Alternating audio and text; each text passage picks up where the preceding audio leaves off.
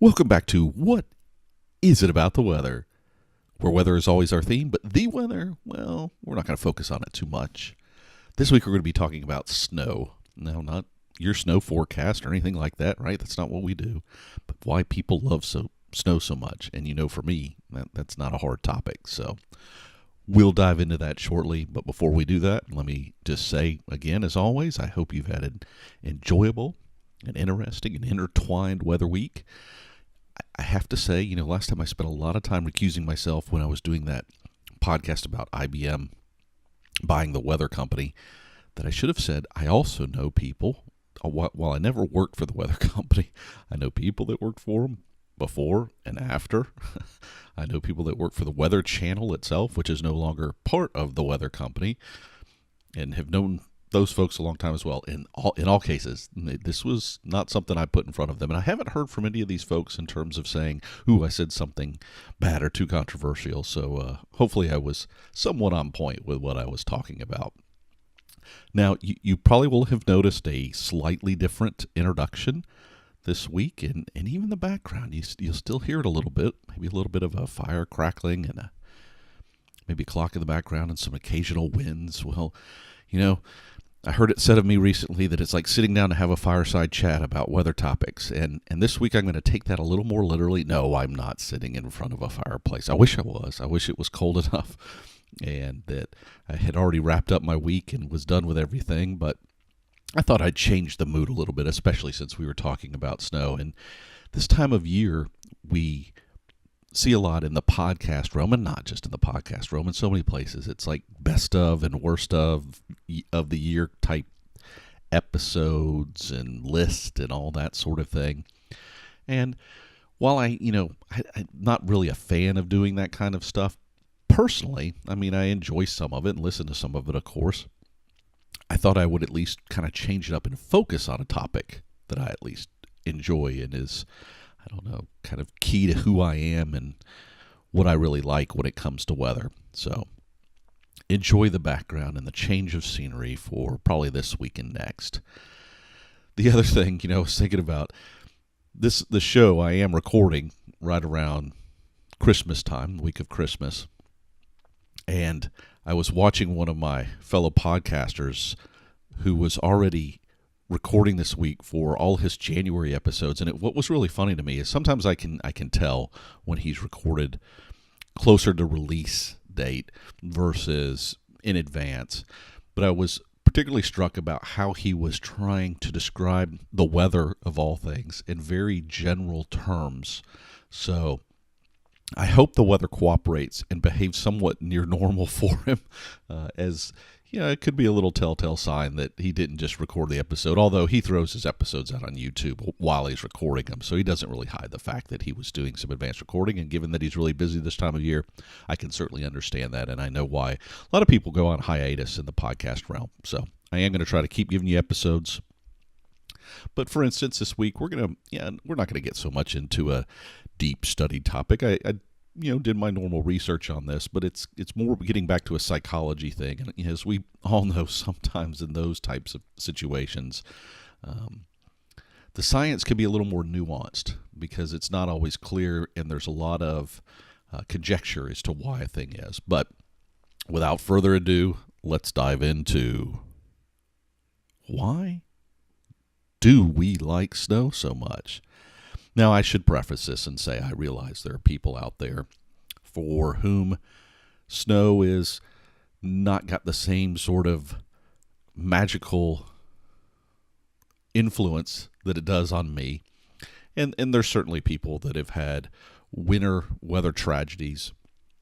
And for those people, it may have a very serious negative connotation. But for most people, and that's who I'm going to focus on today, have this kind of, childlike fascination with snow. And for some people, that's what it is. For me, it's, if you listen to my first episode, it was a winter storm. It didn't happen to be snow per se, but, snow is the normal winter precipitation for a lot of people.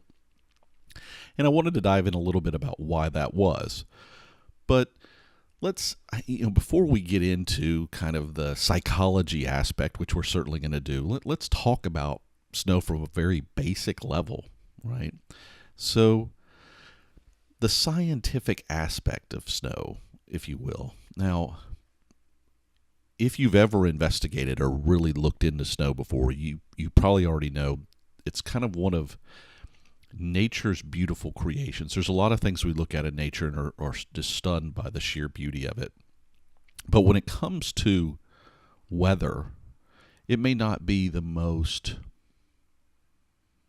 I don't know, impressive on a large scale. You know, it's not a hurricane or some massive event or a tornado or lightning even, or may not have the sound of thunder. But all that said, the creation of snowflakes is stunningly beautiful. And probably the key thing to keep in mind with snowflakes when you think about it, and I'm going to put, you know, as always, some links to show notes. And there's one page that I do recommend that you take the time to go look at. And the name of the site, let me make sure I'm getting it right here because I don't want to say anything that's wrong. I think it's just Snow Crystals. Yeah, snowcrystals.com. And if you go there, like I said, I'll put the link in the show notes, but if you go there, you can get a really great overview about how snow forms. And I can also put a link to showing a snow crystal growing. And it really gets into the idea, and there's science on that website about why it's built around hexagons, why they have this kind of, generally speaking, not in every case, but in most cases, it has this kind of six-sided shape. And you start to understand that it has to do with how water molecules line up when they freeze and that sort of thing. But that really shapes this kind of beautiful thing that goes on in the formation of snowflakes. And I still remember, so my first meteorology class was not here in the U.S., and it wasn't once I was officially in grad school, but when I was taking my refresher math and science classes, somebody who was serving as a proctor for the exams was working in a department at a university in Chile, and he recommended that I sit in on this class that was there. And so I did, and it was kind of, you know, an introductory to meteorology or weather sort of class. So kind of a entry-level undergraduate type of class. And my Spanish at the time, I act like it's changed. My Spanish at the time is kind of like it is now, which is I can read a lot of it, I can write some of it, I can understand a fair amount when I hear it, but certainly don't get it all in, you know, on my speaking level. It's just pathetic, actually. But in any case, here I was in this class. And as you know, and as you've even heard me talk at times, the terminology can get very specific. And the good news is those words kind of easily translate into English, so I was able to follow it. But when this teacher would get going on the topic in general, it could be a little hard for me to follow. But one of the areas that I was able to really grasp on and that he was fascinated on was the formation of snowflakes. And he did a whole lecture about this very topic, but just from a scientific standpoint and the formation of snowflakes. So the key, I think, to keep in mind when you think about snow and, you know, why is it, for instance, that we get big fluffy snow in some areas and little, I don't know, granular, almost no snow in other areas. It's more like just blowing sand almost, really has to do with the amount of moisture in the atmosphere. And, of course, the temperature's got to be freezing, but what we haven't really discussed before, and some people know, and maybe not everyone does, is the colder the atmosphere, while we have this term called relative humidity, it's a relation of how much moisture the air can hold, absolute humidity or absolute moisture content decreases as temperatures get colder and colder. So it's kind of important to get these big fluffy flakes, and the most dynamic flakes tend to happen at values much closer to freezing levels, okay, as opposed to it being really cold. So just something to keep in mind. Now, the other property that I think is really important to keep in mind as well is the acoustic effects of snow and or the insulating effects of snow. So, for instance, sound and sound waves with fresh snow are broken up. So maybe if you've ever been in a snowstorm where it's not too windy, you've noticed how quiet it can be. Or even after the snow and when it's still kind of light and fluffy, how the surrounds can just, it seems to dampen out everything and create a different environment. So sound's one aspect of that. The other is it's good for the earth in many ways. It's an insulator, so actually if you have snow on the ground and then it gets really cold, things underneath that snow layer are actually protected. Yes, snow is freezing, but it keeps it from getting any colder, so that harsh cold air may not penetrate into plants and other things in the earth. And then, quite frankly, a snow layer, as it melts, it's more uniform, right? It's pretty consistent in its melt, and it does it over time. That kind of feeds the earth, if you will, as opposed to areas that have to count on occasional rainstorms, that sort of thing. With a melt, it can be more gradual. It can really penetrate and soak the soil. And again, that's very important, certainly in the agricultural sector, but other sectors as well. So we have all these scientific components to why snow, why a farmer might like snow, or why somebody who doesn't like loud sounds. I lived in a place in upstate New York, lake effect snows, and it was a nice setting. We had a nice house and everything, but we weren't too far away from an interstate area. And while we weren't so close that we got the real heavy rumblings, we were close enough that occasionally you'd hear trucks and their air brakes making sounds, or just general road noise. But when the snow would come, all that sound would disappear, and it was because it was broken up by the benefit of snow. So there's a lot of reasons to like snow, even if you don't like snow itself. So even on a non-psychological level, it can have impacts that are very real. But I think what we really wanted to focus on today is kind of the psychological element, and why do we like snow? And a lot of this, of course, has to do with snow days. Now, for those that aren't in regions that observe snow days, I guess, or aren't in areas where a snow day is at least an occasional occurrence, let me just kind of quantify that a snow day is generally when a snowstorm comes to an area, and instead of having the kids rush out to the bus stop, schools are called off for the day, or longer. It can certainly be longer. But the idea, pretty much is, let's not put kids out in harm's way, or when it's particularly cold or dangerous weather. It can be treacherous to get around. Certainly, this is a technique that's used in various areas across the U.S. Again, I lived in Syracuse, New York, where it was a little harder to get snow days, but they did happen, depending on the timing of the snow or how much snow would come, versus what you might have in the Southeast. We had in Atlanta, since we last talked, we had one of those kind of scares where we may get, oh no, some freezing temperatures and possibility of precipitation. We have this problem, and I've determined this is not just a southeastern U.S. thing, but in different areas. And this gets into that whole anticipation. So we have these like snow day events, right? And we had one of these things. It was going to come, and there was a slight chance of a few hours of freezing rain or some light wintry precipitation. Now, other parts of the U.S. saw some significant and unfortunately deadly outcomes. Like I said, let's be real in all this. I mean, winter weather can be very dangerous, right? But for the most times, people are like, okay, let's go to the stores. I mean, this is one of those things that happens here, and they buy out all the bread and milk. And I've never understood these two things particularly. Maybe because I'm not the biggest milk fan, and I know I can live without bread for a few days, but I could understand going and getting water maybe if you were running low, but let's be real about the milk. If you're going to lose power or not be able to get milk, is it going to be the end of the world? I guess I could understand a few situations where it's going to be, but in this day and age where we've got so many different beverages available, I don't understand necessarily the milk component. And the same thing with bread. I guess if these are staples of your diet, that's the thinking. But most often, these events really only stop us for a couple of days. So if you're not stocking up for a couple of days ordinarily, fine. But the people who seem to run and buy all this stuff are people that normally buy for a couple weeks at a time anyway. So I'm not sure what the real benefit is. And anyways, it creates this anticipation. We've got to go do this. What's it going to be like? People start watching the weather forecast on the news. And so some people, like I said, as we shift to the psychological aspect of it here, some people, that anticipation of what could happen and how are we going to respond? Is it going to be, the snowstorm of the century or whatever it is, drives certain behaviors, including chemical releases in our body. So some people's appreciation of snow can really be at almost a chemical level in how we respond to potentially dangerous events, especially if they're led up to in advance. And that does tend to happen a lot here in the U.S., and I'm sure it's not uncommon in Europe and some other areas where maybe snow is not uncommon, but certainly not a regular occurrence every week sort of thing. So we've got this anticipation thing, and that tends to be in the lead up to it.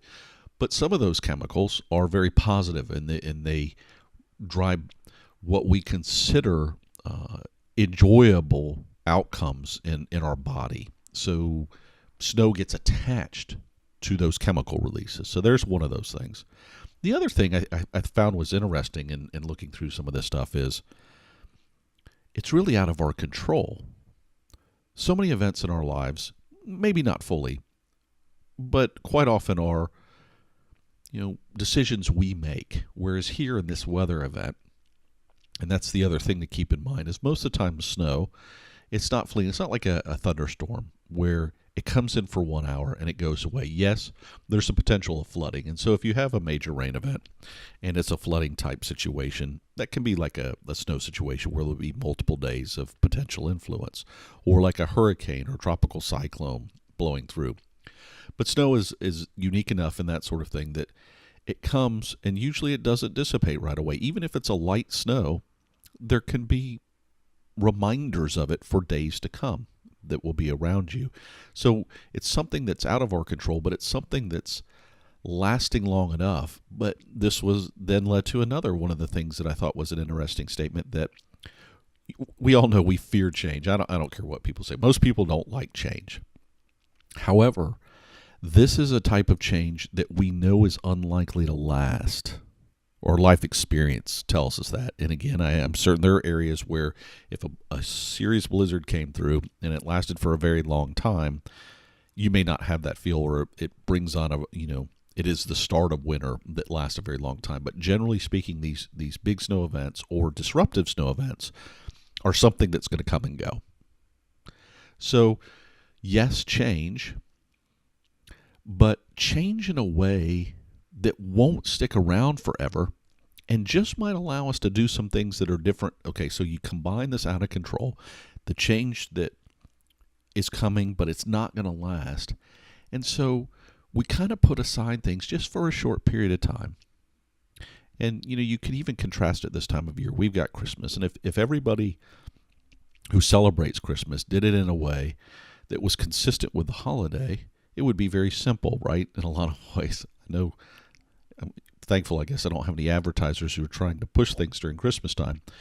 But the concept of the holiday is to be around people you care about and to be in a joyful setting and to share positive feelings and that sort of thing. But we've created this chaos with gift giving and all these other things that go with it, that it becomes a very stressful event.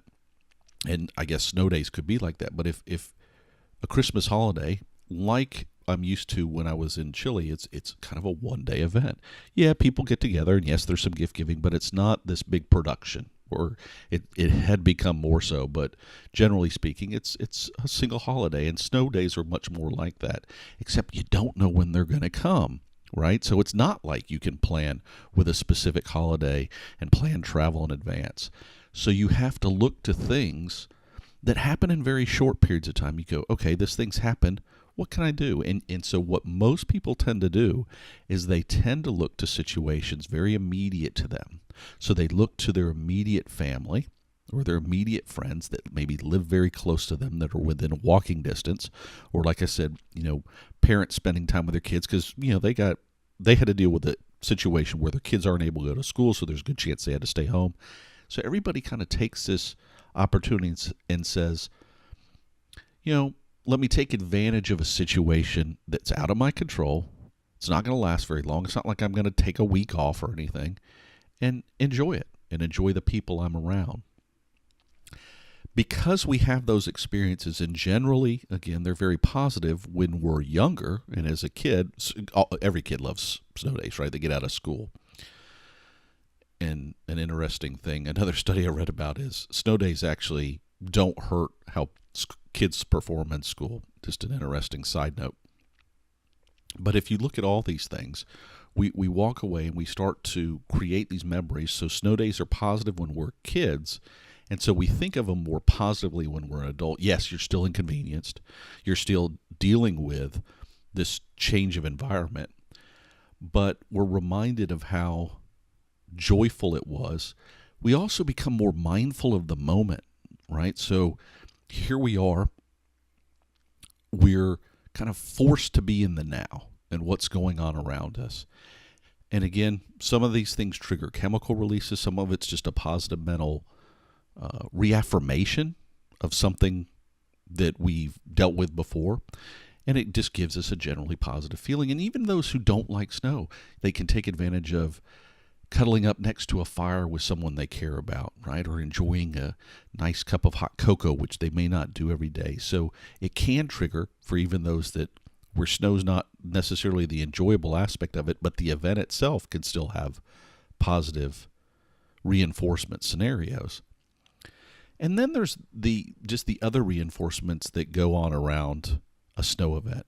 How beautiful it might make a landscape. You know, if you live in an urban area or an area that, I don't know, just isn't necessarily visually stunning to you, snow and the changes it can bring about can, create an incredibly different setting visually that can be very stunningly beautiful.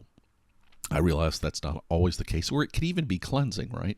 If you live, again, in an urban area, it's almost like, nature's car wash, right? And there, of course, there's the tactile elements of actual snow or snowballs or making a snowman. So you get this, kind of cold and crisp and clean element.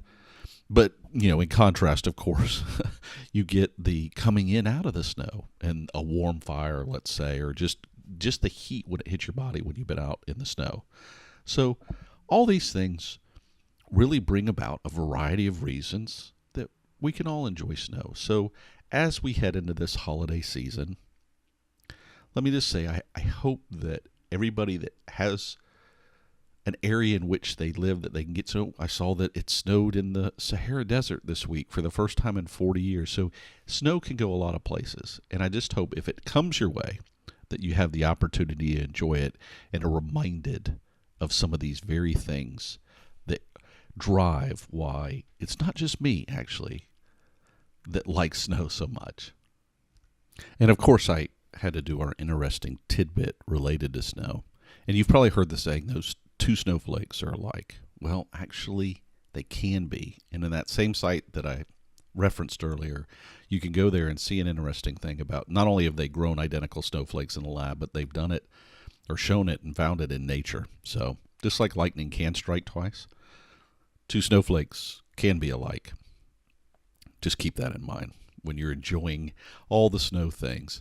Now, before I get in the wrap, I will say that this time of year, whether it's snow related or not, I know for a lot of people we're having joyous time, even if it can be a little stressful.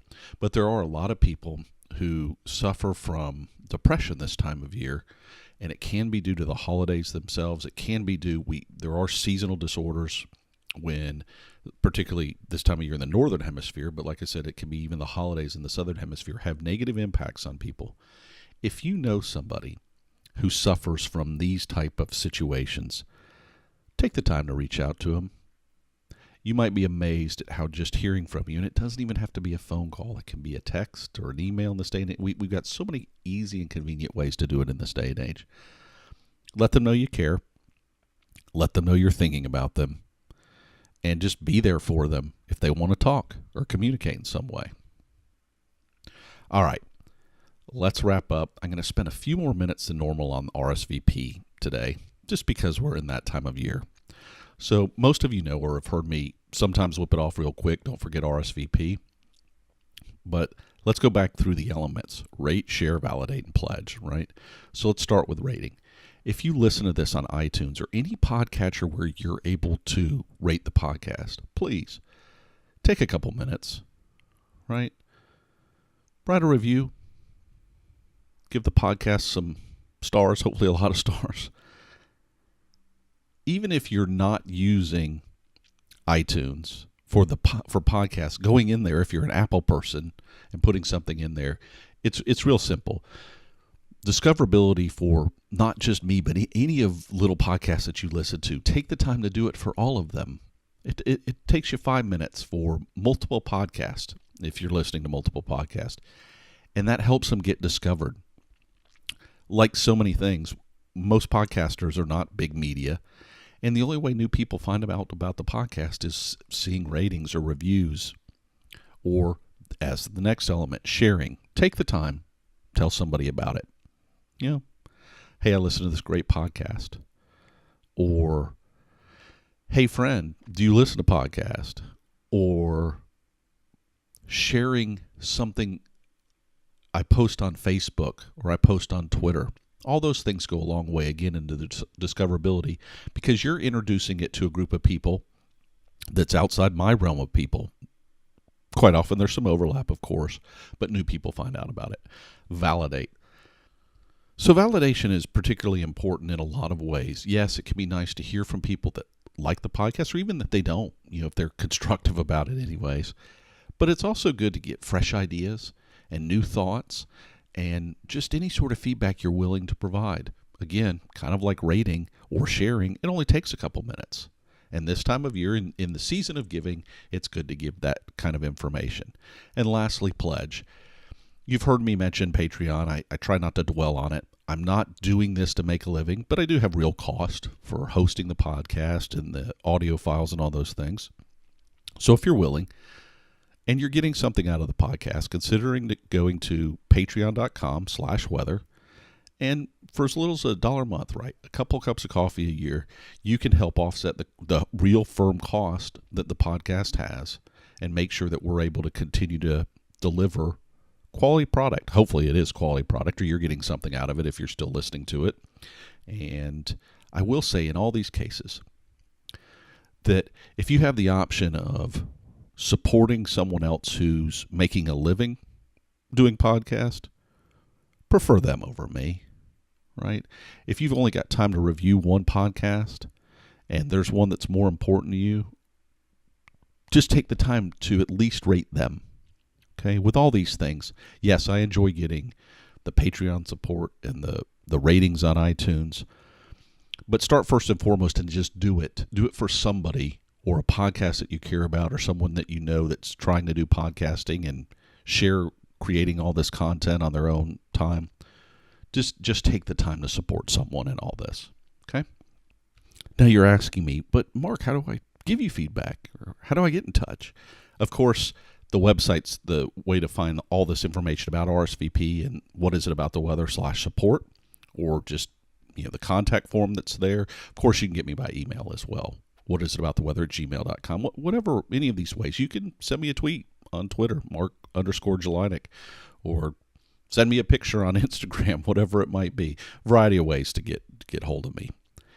In any case, until next time, may you have enjoyable, interesting, and intertwined weather, because we all know there's much more to weather than the weather itself.